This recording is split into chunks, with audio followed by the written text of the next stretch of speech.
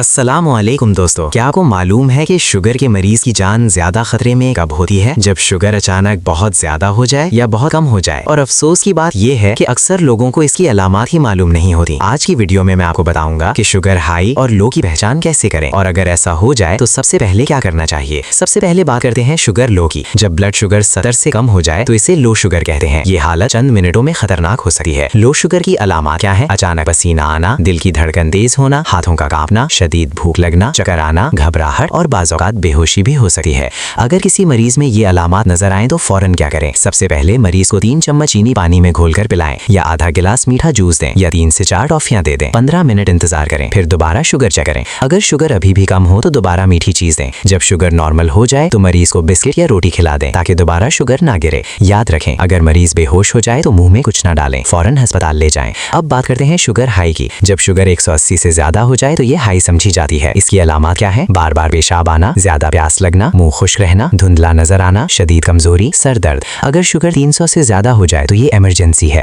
ایسی صورت میں متلی، سانس تیز ہونا یا بے ہوشی بھی ہو سکتی ہے۔ اگر شوگر ہائی ہو جائے تو کیا کریں؟ سب سے پہلے شوگر چیک کریں، زیادہ پانی پئیں اگر ڈاکٹر نے منع نہ کیا ہو۔ اگر آپ انسولین لیتے ہیں تو ڈاکٹر کے مشورے کے مطابق ڈوز لیں، لیکن اگر شوگر 300 سے اوپر ہو یا الٹی اور سانس کا مسئلہ ہو تو فوراً ہسپتال جائیں۔ دوستو، شوگر کی بیماری خطرناک ضرور ہے، لیکن اگر آپ کو اس کی پہچان اور فوری علاج معلوم ہو تو آپ خود کو اور اپنے پیاروں کو بچا سکتے ہیں۔ گھر میں ہمیشہ گلوکومیٹر رکھیں، کبھی بھی کھانا چھوڑ کر دوا نہ لیں، اور ہر 3 ماہ بعد HbA1c ٹیسٹ ضرور کروائیں۔ اللہ ہم سب کو صحت عطا فرمائے، آمین۔ اگر آپ کو یہ معلومات فائدہ مند لگیں تو ویڈیو کو شیئر کریں تاکہ کسی کی جان بچ سکے۔